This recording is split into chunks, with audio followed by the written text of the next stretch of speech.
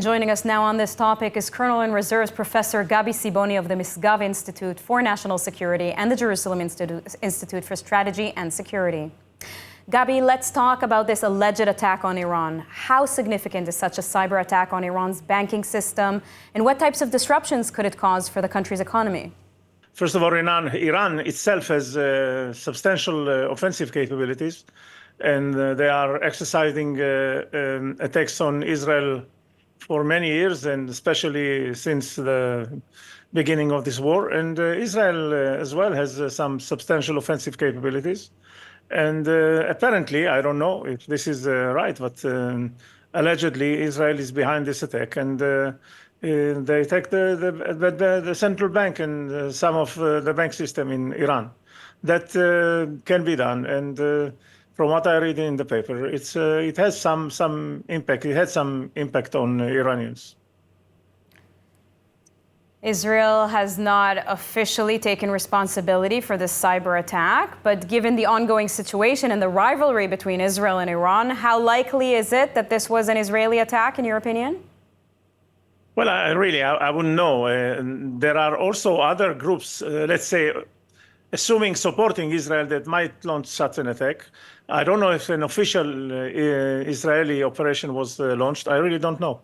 But anyway, we can see this is an attack that has an impact on the banking system, and from what you see, somehow it is the attackers support Israel. So I don't know.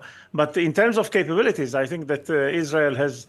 This is a fraction of its capabilities regarding cyber attacks, and we have seen in the past that Israel, again, allegedly has attacked the port, the operation of the port of Bandar Abbas, after an attack by Iranians to our water systems. I think it was about 2 or 3 years ago, and we have seen such under the ground war of cyber, and this is part of it, I think. Now, how difficult is it to execute such a cyber attack? Well, you need to understand that to execute such an attack, it cannot be launched from now, immediately. You have to prepare it in advance, and you have to prepare what we call red buttons. So it means you have to get yourself reside on the systems, and it is very difficult to maintain this reside, to maintain your presence on those systems, because computer systems, you update them, there are changes all the time, and you have to maintain your presence and to make sure that when you want your attack to be launched, you can launch it. So I assume that whoever conducted this attack had prepared it for months and months ago. Uh-huh. However, I just want to mention that this is, as I mentioned, if it is Israel, I don't know, but if it is Israel, I think that this is a fraction, really a small fraction of Israel's capabilities in cyberspace, offensive capability in cyberspace vis-a-vis Iran. Now, if this cyber attack is confirmed, what might be the potential response from Iran?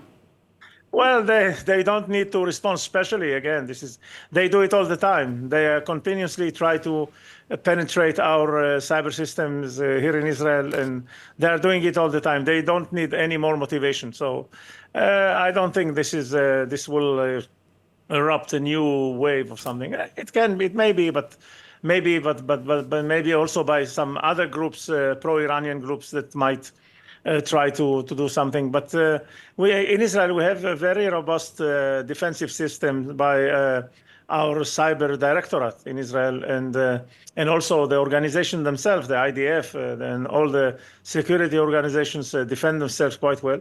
And of course, you can never know, but I think we have a very robust defensive system, and we try to foil all those attacks.